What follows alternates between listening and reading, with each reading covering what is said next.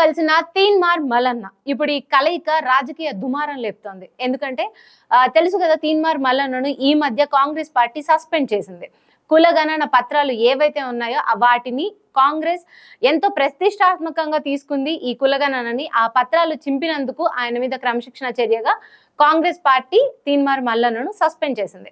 అయితే దాని తర్వాత తీన్మార్ మల్లన్న బయటకు వచ్చారు. బీసీ జేఏసీని ఏర్పాటు చేశారు. ఇది ఒక గ్రూప్, కానీ దీన్నేమి పార్టీగా చేయబోయేది లేదు, లేకపోతే పార్టీగా రూపాంతరం చెందుతుందో లేదో కూడా తెలీదు. కాకపోతే బీసీని ముఖ్యమంత్రిగా చేసుకునేంత వరకు మేము పోరాడతామని కూడా తీన్మార్ మల్లన్న చెప్పడం అయితే జరిగింది. ఇది అప్పట్లో సెన్సేషన్. అంటే ఒక నెల రోజుల నుంచి తీన్మార్ మల్లన్న మీద ఈ రకమైన వార్తలు వస్తూనే ఉన్నాయి. అయితే ఏదైతే ఆయన మాట అన్నారో బీసీ జేఏసీ, అదే బీసీ బిల్లుపై ప్రభుత్వాన్ని నిలదీయాలి అంటూ కేటీఆర్ ని, హరీష్ రావుని కోరి ఆయన ఒక మెమరాండాన్ని అందించారు. అండ్ బీసీ బిల్లుపై రేవంత్ రెడ్డిని, కాంగ్రెస్ ప్రభుత్వాన్ని నిలదీయాలంటూ ఆయన కోరారు. అండ్ ఇప్పుడు ఏదైతే బీఆర్ఎస్ వర్కింగ్ ప్రెసిడెంట్ కేటీఆర్ ని, హరీష్ రావును కలవడం, తీన్మార్ మల్లన్న కలవడం ఏదైతే ఉందో అది రాజకీయ దుమారం అయితే లేపుతోంది. ఎందుకంటే ఇంతకు ముందు ఆయన కాంగ్రెస్ లోకి రాకముందు ఎప్పుడు కేటీఆర్ ని, కేసీఆర్ ని ఎన్ని మాటలు అన్నారో తెలుసు. కేసీఆర్ ని తాగుబోతు అంటే కేటీఆర్ ని అమ్మాయిల పిచ్చోడుగా వర్ణించాడు తీన్మార్ మల్లన్న. ఇదేమి కొత్త కాదు. ఇది కాంగ్రెస్ లో ఉండి బయటకు వచ్చేంత వరకు జరుగుతూనే ఉండింది.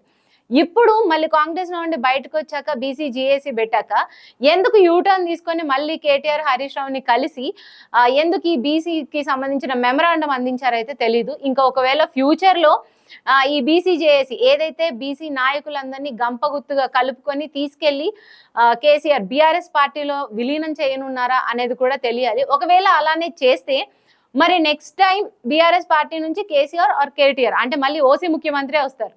తీన్మార్ మల్లన్న ఆశపడ్డా లేకపోతే ఏదైతే కలలు కన్నా బీసీ ముఖ్యమంత్రిది క్వశ్చన్ మార్క్ గానే మళ్ళీ మిగిలిపోనుంది. చూద్దాం మరి రాజకీయాల్లో ఇది రాజకీయాల్లో ఎలాంటి వారైనా రాజకీయ సమీకరణాలకు తల వంచి తీరుతారు. ఎవరు దేనికి అతీతులు కాదు అనడానికి కూడా ఇది ఒక నిదర్శనం.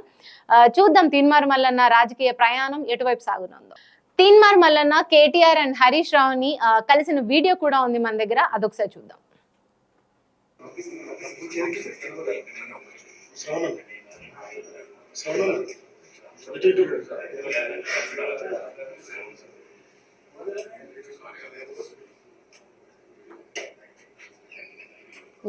ఇదే బీసీ బిల్లుపై ప్రభుత్వంతో పోరాడమని బీఆర్ఎస్ నాయకులకి ఆయన ఇచ్చిన మెమరాండం.